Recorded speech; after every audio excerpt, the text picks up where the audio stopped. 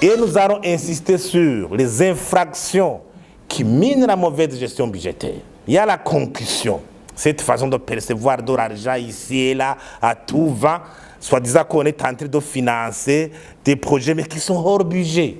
Et mais le contrôle reste toujours problématique. Il y a l'enrichissement illicite au dos du contribuable. C'est l'argent du contribuable. C'est l'argent du contribuable. La passion des marchés publics. C'est horrible. Regarde un indicateur pour voir des fois les prix qui ont été appliqués, même dans le passé.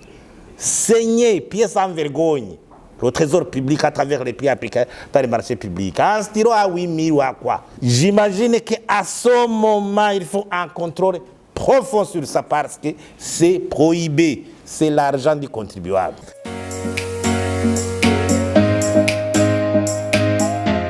Au mois de juillet 2022, Parsem avait lancé un programme sur 10 ans intitulé « Notre argent, nos droits » destiné au renforcement de la transparence budgétaire, notre argent, nos droits. Aujourd'hui, on lance officiellement le premier projet intitulé « Bonne gouvernance budgétaire renforcée, préalable à la relance économique ».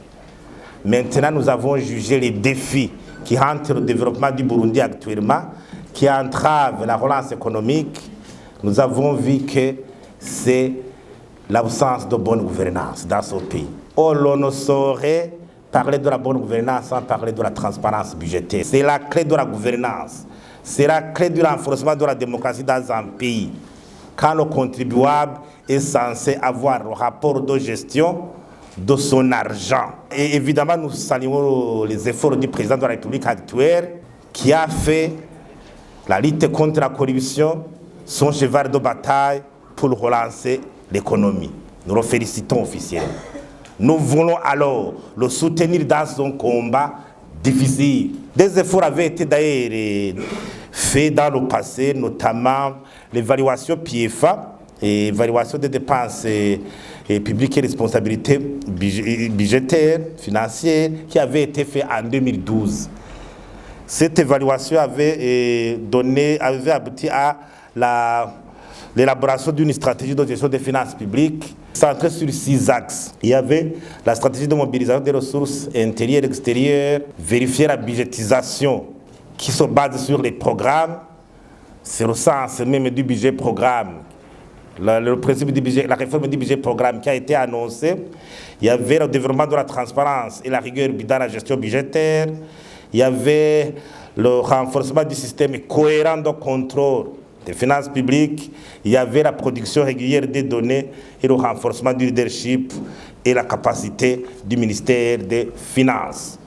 Alors nous lançons le premier projet alors intitulé « Gouvernance budgétaire renforcée » comme préalable à la relance économique. En Kirundi, gutsimbataza intwari ibereye mu vy'amafaranga y'igihugu ni cyangombwa kugira ubutunzi bw'igihugu buzamuke.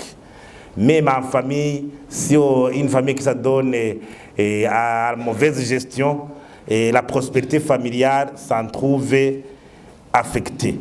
Heureusement, encore une fois, le gouvernement est tenté de procéder à une deuxième évaluation PIEFA. Nous l'encourageons pour que cette évaluation ne reste pas lettre morte.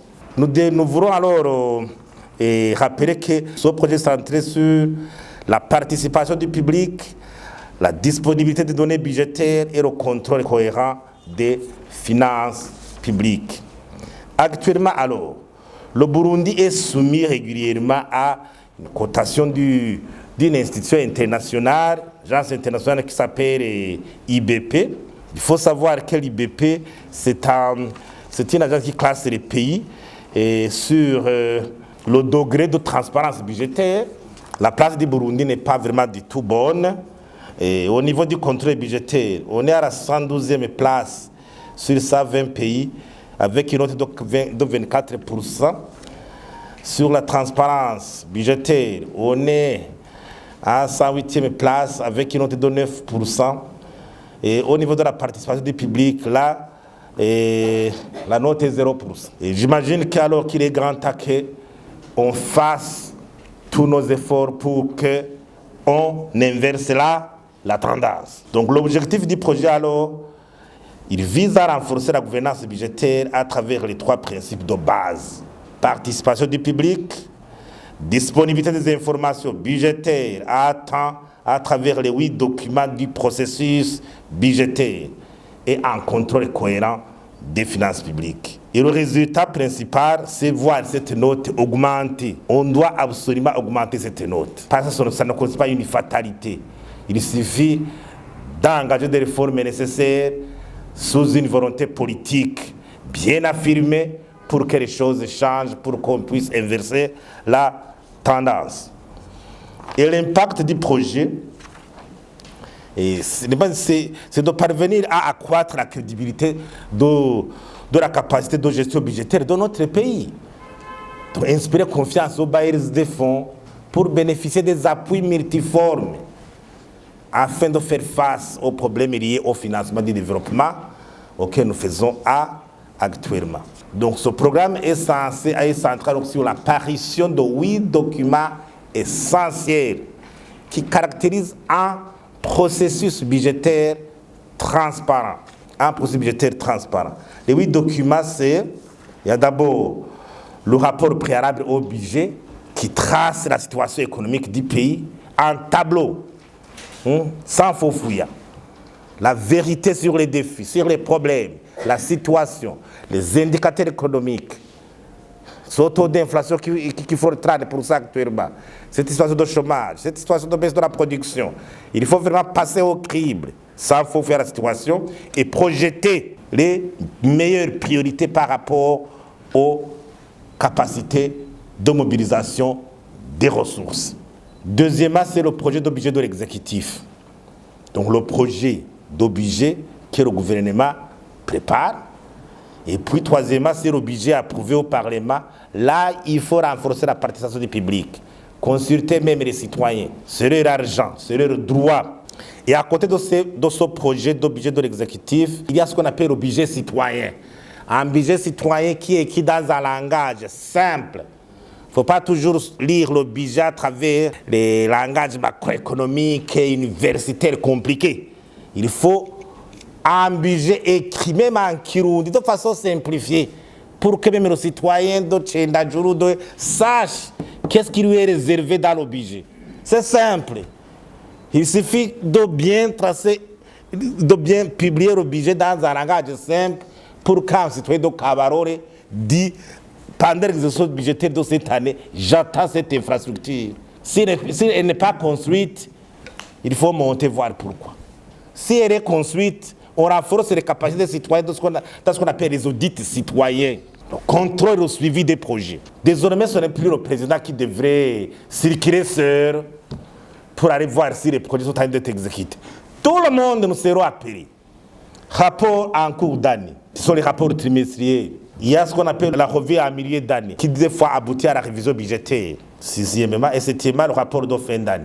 Normalement, s'il y avait eu un remaniement ministériel profond, comme celui qui a été fait au mois de septembre, moi je m'attendais à une révision budgétaire pour arrimer les dépenses, autre chose, sur les nouvelles priorités.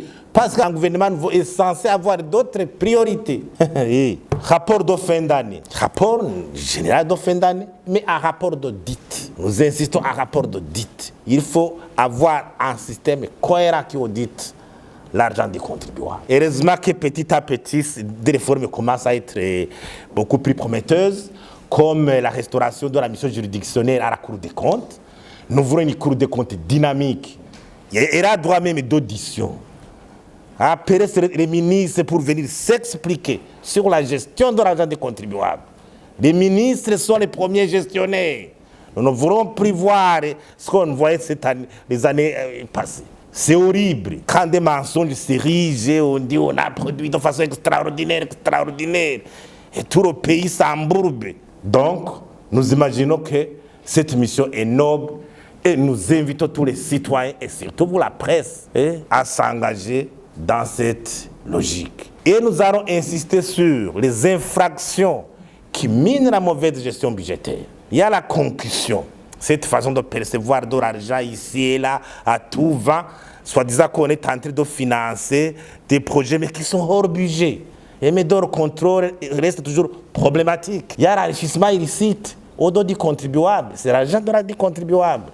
C'est l'argent du contribuable. C'est l'argent du contribuable. La passion des marchés publics. C'est horrible. Regardez un indicateur pour voir des fois les prix qui ont été appliqués, même dans le passé.